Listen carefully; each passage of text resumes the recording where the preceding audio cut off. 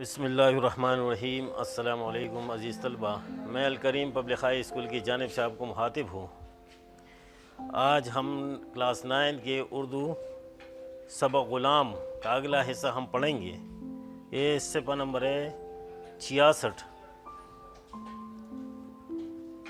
اس paragraph میں مصنف فرحت اللہ bag نے بہت خوبصورت انداز میں مزاحیہ انداز اختیار کیا ہوا کہتے ہیں، غلام کی کہانی بیان کرتے ہیں کہ آخر میں نے بھی بے حیائی کا جامہ پہن لیا۔ پیٹنا قسمت میں لکھا تھا تو یوں ہی صحیح، یوں بھی پیٹنا ہو بھی پیٹنا، یعنی اگر اچھا کام کروں یا بات مانوں یا نہ مانوں تو مجھے سزا کھانی پڑتی ہے۔ پھر کام کر کے اپنے آپ کو مفت میں کیوں تکائیں؟ نکمے کا خطاب ملتا ہے تو ملنے دو۔ نکمے کا خطاب یعنی بیکار کا، برا بلا کہتے ہیں تو کہنے دو، اس کان سنو اس کان اڑا دو، آپ ہی بک بک کر تک جائیں گے۔ یہ چال بھی گورنی کی طرح کامیاب ہوئی، سب چیختے چلاتے مگر میں ٹس سے مس نہ ہوں۔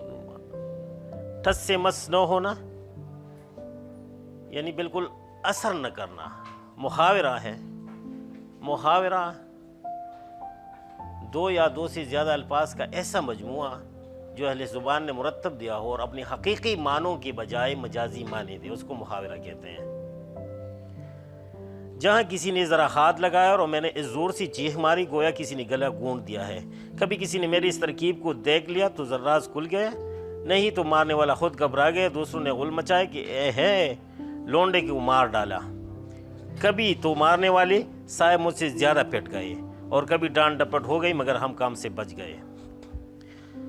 مصنف غلام اس پیراگراف میں کہتا ہے کہ تو مجھے بات بات پہ مار کھانی پڑتی ہے، برا بلا کہنا پڑتا ہے، تو پھر اس سے بہتر ہے کہ میں کام ہی نہ کروں۔ تو آخر میں نے بھی آنکھوں میں جو حیا تھی وہ میں نے ختم کر دی، بے شرمی کا لباس پہن لیا میں نے۔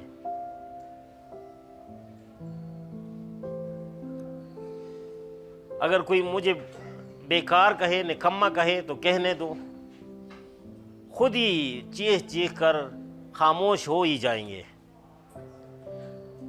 اس کے بعد اگر کوئی مجھے آواز دیتا تو میں بالکل خاموش ہی رہتا، کچھ کرنے کے لیے نہ اٹھتا۔ اور غلام کہتا ہے کہ یہ میری یہ چال بھی گورنی کی طرح کامیاب ہوئی۔ یعنی پہلے غلام جب نیا نیا اس گھر میں آیا تھا تو گھر کے افراد جو کچھ کھاتے تو غلام اسے اگر دیکھ لیتا تو کوئی کسی کو کوئی نہ کہتا کہ یہ بھی لاوارث یتیم بچہ ہے، اس کو بھی کچھ دے دے۔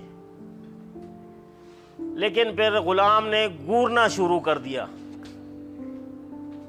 جو کسی کو بھی کھاتے ہوئی دیکھتا تو اس کو گورتے رہتا اس وقت تک کہ جب تک وہ کھانے والا اپنے کھانے میں سے کچھ حصہ غلام کو دے نہ دیتا۔ تو اس کے بعد گھر کے افراد جو کچھ بھی لے کے آتے کھانے کے لیے تو غلام اگر اس کو معمولی سی بھی دیکھ لا تو اس کا حصہ ضرور اس میں بن جاتا۔ تو غلام کہتا ہے اس گورنے کی طرح یہ میری یہ چال بھی کامیاب ہوئی۔ اور کہتے ہیں کہ اگر مجھے کوئی بات نہ ماننے پر کوئی مارنے کی غرض سے میرے پاس آتا، اب معمولی ہاتھ بھی لگا لیتا، میں زور سے چیخ مار لیتا کہ گویا کسی نے میرا گلا دبوچ لیا ہے، دبا دیا ہے۔ اور کبھی کبھی تو اس کو خود ہی برا بلا اس کو کہنا پڑتا تھا جو مجھے مارنے کی غرض سے آتا۔ اگلے پیراگراف کو دیکھیں۔ مگر بابا فرعون رام موسیٰ ضرب المثل ہے، اس کے اوپر جو دو کام ایک طرف دوسری طرف لکھے گئے بنائے گئے ہیں، اس کو واوین کہتے ہیں اردو میں۔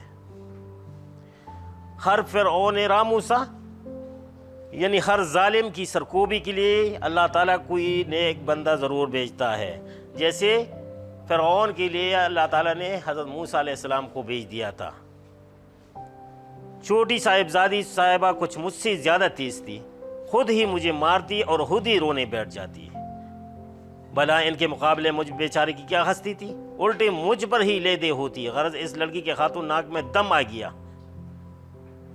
नाक में दम होना, बहुत तंग होना, मगर मैं भी बदला लिए बगैर थोड़ा ही मानता था।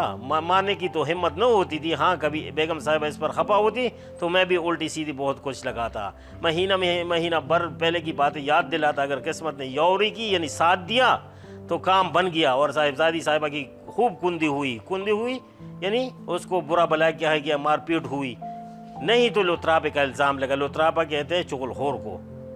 बेगम साहिबा ने बेटी का गुस्सा मुझ पर उतार लिया। इस पैराग्राफ में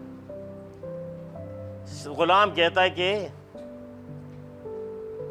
जिस तरह हर जालिम के लिए अल्लाह ताला कोई नेक बंदा भेज देता है, तो मेरे साथ भी कुछ यूं ही हुआ। यानी सब का इलाज तो मेरे पास था, लेकिन उस बेगम साहिबा की जो छोटी साहिबजादी थी वो मुझसे भी 2 कदम आई थी। यानी मुझे मार भी रही थी और खुद ही रोने भी पड़ती, मतलब रोना भी शुरू कर देती। गुलाम कहते थे कि उसका इलाज मेरे पास नहीं था। मारने की तो हिम्मत नहीं कर सकता था क्योंकि बेगम साहिबा की साहिबजादी थी। हाँ, ये कर सकता, अक्सर महीना पहले बात याद दिलाता, उन पर अपने आप से बातें बना लेता। अगर किस्मत साथ देता तो उसकी पिटाई हो जाती, अगर वरना मुझे चुगलखोर कहा जाता फिर। और बेगम साहिबा जो है उनका गुस्सा भी मुझ पर उतार लेती। बस यहाँ तक काफ़ी है, इंशाल्लाह अगले क्लास में और पढ़ेंगे। खुदा हाफिज़।